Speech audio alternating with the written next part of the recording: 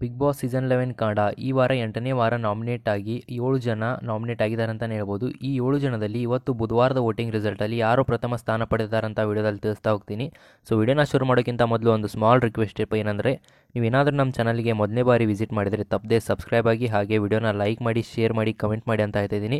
ಹಾಗೆ ನಿಮಗೆ ಈ ವಾರ ಮನೆಯಿಂದ ಯಾರು ಹೊರಗೆ ಹೋಗಬೇಕು ಅನಿಸುತ್ತೆ ಅವ್ರ ಹೆಸರನ್ನ ಕಮೆಂಟ್ ಬಾಕ್ಸಲ್ಲಿ ಕಮೆಂಟ್ ಮಾಡಿ. ಹಾಗೆ ನಿಮಗೆ ಯಾರು ವಿನ್ ಆಗಬೇಕು ಅನ್ನೋದನ್ನ ಅವ್ರನ್ನೂ ಕೂಡ ಕಮೆಂಟ್ ಮಾಡಿ ಅಂತ ಹೇಳ್ತಾ ಇದ್ದೀನಿ. ಈಗ ಡೈರೆಕ್ಟಾಗಿ ವಿಷಯಕ್ಕೆ ಬರೋಣ. ನಿಮಗೆಲ್ಲ ಗೊತ್ತೇ ಇದೆ, ಈ ವಾರ ಬಿಗ್ ಬಾಸ್ ಮನೆಯಲ್ಲಿ 7 ಜನ ನಾಮಿನೇಟ್ ಆಗಿದ್ದಾರೆ. ಸೊ 7 ಜನರಲ್ಲಿ ಅವ್ರ ಹೆಸರು ಹೇಳ್ತೀನಿ. ಮೊದಲು ಆ 7 ಜನ ಯಾರಪ್ಪ ಅಂದರೆ, ಮೊದಲನೇದಾಗಿ ಚೈತ್ರ ಅವರು ಅಂತಲೇ ಹೇಳ್ಬೋದು, ಎರಡನೇದಾಗಿ ಧರ್ಮ ಅವರು, ಮೂರನೇದಾಗಿ ಗೌತಮಿ ಅಂತ ಹೇಳ್ಬೋದು, ನಾಲ್ಕನೇದವರು ಯಾರು ಅಂದರೆ ಅದು ಹನುಮಂತ ಅಂತಲೇ ಹೇಳ್ಬೋದು, ಐದನೇದಾಗಿ ಮಂಜು, ಆರನೇದಾಗಿ ಮೋಕ್ಷಿತಾ, 7ನೇ ಸ್ಥಾನದಲ್ಲಿ ಅಂದರೆ 7ನೇ ನಂಬರು ತ್ರಿವಿಕ್ರಮ್. ಸೊ ಇದರಲ್ಲಿ ಇವತ್ತು ಬುಧವಾರದ ವೋಟಿಂಗ್ ರಿಸಲ್ಟಲ್ಲಿ ಯಾರು ಪ್ರಥಮ ಸ್ಥಾನ ಪಡೆದಾರೆ ಅಂತ ನೋಡೋದಾದರೆ, ಈ ವಾರದ ಅತಿ ಹೆಚ್ಚು ಓಟು ಅಂದರೆ ಈ ವಾರದ ಬುಧವಾರದ ಅತಿ ಹೆಚ್ಚು ಪಡೆದುಕೊಂಡಿದ್ದು ಹನುಮಂತ್ ಅಂತಲೇ ಹೇಳ್ಬೋದು. ಹನುಮಂತ್ ಅವರಿಗೆ ಅತಿ ಹೆಚ್ಚು ಓಟ್ ಬಂದಿದೆ ಅಂತಲೇ ಹೇಳ್ಬೋದು. ಎರಡನೇ ಸ್ಥಾನ ನೋಡ್ತಾ ಹೋದರೆ, ಎರಡನೇ ಸ್ಥಾನ ನಿಮಗೆ ಯಾರು ಅನಿಸುತ್ತೆ?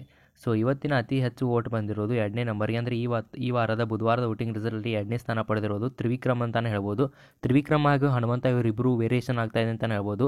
ಅಂದರೆ ಹನುಮಂತ ಅವರು ಒಂದು ಸರ್ತಿ ಮೇಲೆ ಹೋಗ್ತಾರೆ, ತ್ರಿವಿಕ್ರಮ್ ಅವರು ಒಂದು ಸರ್ತಿ ಮೇಲೆ ಹೋಗ್ತಾರೆ ಅಂತಲೇ ಹೇಳ್ಬೋದು. ಸೊ ಈಗ ನಾವು ವಿಡಿಯೋ ಮಾಡುವಾಗ ಹನುಮಂತ ಅವರು ಮೇಲಿದ್ದಾರೆ ಅಂತಲೇ ಹೇಳ್ಬೋದು. ಇನ್ನು ಎರಡನೇದಾಗಿ ನೋಡ್ತಾ ಹೋದರೆ, ಅಂದರೆ ಎರಡನೇದಾಗಿ ತ್ರಿವಿಕ್ರಮ್, ಮೂರನೇದಾಗಿ ನೋಡ್ತಾ ಹೋದರೆ ಮಂಜು ಅವರು 3ನೇ ಸ್ಥಾನ ಪಡೆದಾರೆ ಅಂತಲೇ ಹೇಳ್ಬೋದು ವೋಟಿಂಗಲ್ಲಿ.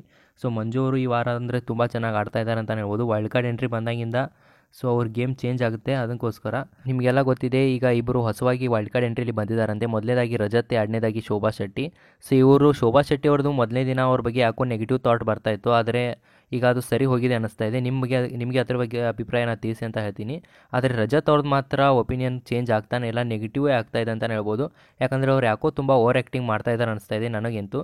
ಸೊ ನಿಮಗೂ ಹಾಗೆ ಅನಿಸ್ತಾ ಇದ್ದರೆ ಕಮೆಂಟ್ ಬಾಕ್ಸಲ್ಲಿ ಕಮೆಂಟ್ ಮಾಡಿ. ಈ ಥರ ಅವ್ರು ಏನಾದರೂ ಗೇಮ್ ಆಡಿದ್ರೆ ಪಕ್ಕ ಇನ್ನೊಂದು 2-3 ವಾರದಲ್ಲಿ ಅವರು ಮನೆಗೆ ಹೋಗ್ತಾರೆ ಅಂತಲೇ ಹೇಳ್ಬೋದು. ಆದರೆ ಶೋಭಾ ಶೆಟ್ಟಿ ಅವರು ಗೇಮ್ ಚೇಂಜ್ ಮಾಡ್ಬೋದು. ಇನ್ನು ವೋಟಿಂಗ್ ರಿಸಲ್ಟಲ್ಲಿ ನೋಡ್ತಾ ಹೋದರೆ, 3ನೇ ಸ್ಥಾನ ಬಂದಿರೋದು ಮಂಜು ಅವರಿಗೆ. ಸೊ 4ನೇ ಸ್ಥಾನ ಯಾರಿಗಪ್ಪ ಅಂದರೆ ಅದು ಧರ್ಮ ಅಂತಲೇ ಹೇಳ್ಬೋದು. ಧರ್ಮ ಅವರಿಗೆ ಈ ವಾರ ಅತಿ ಹೆಚ್ಚು 4ನೇ ಸ್ಥಾನದಲ್ಲಿ ಬಂದಿದ್ದಾರೆ ಅಂತಲೇ ಹೇಳ್ಬೋದು, ಅತಿ ಹೆಚ್ಚು ಓಟ್ಗಳನ್ನ ತೊಗೊಂಡು. ಸೊ ಇನ್ನು 5ನೇ ಸ್ಥಾನ ನೋಡ್ತಾ ಹೋದರೆ ಅದು ಮೋಕ್ಷಿತಾ ಅಂತ ಹೇಳ್ಬೋದು. ಮೋಕ್ಷಿತಾ ಅವರಿಗೆ 5ನೇ ಸ್ಥಾನ ಬಂದಿದೆ ಇವತ್ತಿನ ವೋಟಿಂಗ್ ರಿಸಲ್ಟಲ್ಲಿ.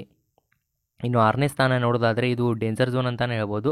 ಸೊ 5ನೇದು ಡೇಂಜರ್ ಝೋನ್ ಆದರೆ ಸ್ವಲ್ಪ ಸೇಫ್ ಅಂತಲೇ ಹೇಳ್ಬೋದು. ಆದರೆ 6ನೇ ಸ್ಥಾನದಲ್ಲಿರೋದು ಯಾರಂದರೆ ಅದು ಗೌತಮಿ ಜಾಧವ್ ಅಂತಲೇ ಹೇಳ್ಬೋದು. ಗೌತಮಿ ಅವರಿಗೆ ಕಮ್ಮಿ ಓಟ್ ಬಂದಿದೆ ಈ ವಾರ. ಸೊ ಯಾಕೋ ಅನಿಸ್ತಾ ಇದೆ ಅವರು ಹೋಗೋ ಚಾನ್ಸ್ ಇದೆ ಅಂತ. ಸೊ ನಿಮಗೆ ಅದ್ರ ಬಗ್ಗೆ ಅಭಿಪ್ರಾಯನ ತಿಳಿಸಿ. ಹಾಗೇನು ಕೊನೆಯದಾಗಿ ಅತಿ ಕಮ್ಮಿ ಓಟ್ ಬಿದ್ದಿರೋದು ಚೈತ್ರ ಕುಂದಾಪುರ ಅವ್ರಿಗೆ ಅಂತಲೇ ಹೇಳ್ಬೋದು.